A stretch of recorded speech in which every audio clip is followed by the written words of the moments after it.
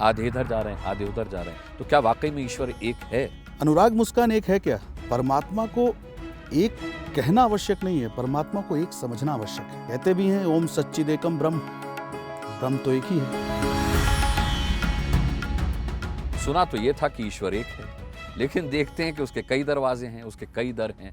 लोग आधे इधर जा रहे हैं, आधे उधर जा रहे हैं। तो क्या वाकई में ईश्वर एक है? आपने पूछा क्या ईश्वर एक है? अनुराग मुस्कान एक है क्या? हाँ, व्यक्तित्व के कई पहलू हो सकते हैं मेरे, लेकिन शख्सियत के तौर पर तो मैं एक ही हूँ। शख्सियत के तौर पे आप एक हैं अपने लिए, हाँ पर एक अनुराग मुस्कान आप अपनी पत्नी के लिए हैं, हाँ, ये बहुत अच्छी बात है। एक अनुराग मुस्कान आप अपने बच्चों के लिए हैं, और एक आप उस संगठन के लिए हैं जहां से आपको अनुराग मुस्कान की पहचान मिलती है। बिल्कुल। परमात्मा को एक कहना आवश्यक नहीं है, परमात्मा को एक समझना आवश्यक है। ये प्राकृतिक विज्ञान है।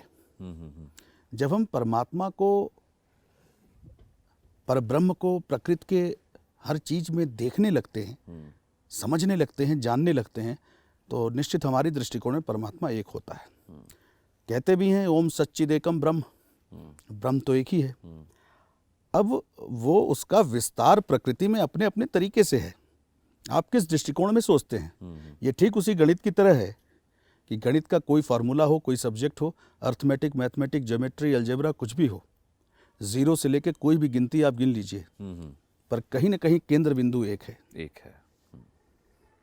तो क्या गणित में सिर्फ एक ही गणना है, एक ही अंक है? नहीं, उसके मल्टीप्लिकेशंस हैं, उसके इक्वेशंस हैं।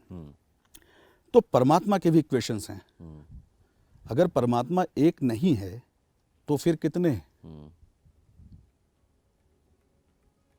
अगर एक से ज्यादा आप मुझे डिस्क्राइब करें तो मेरा फोकस एक पे जाएगा, वरना तो ये मान के बैठना चाहिए परमात्मा एक ही है।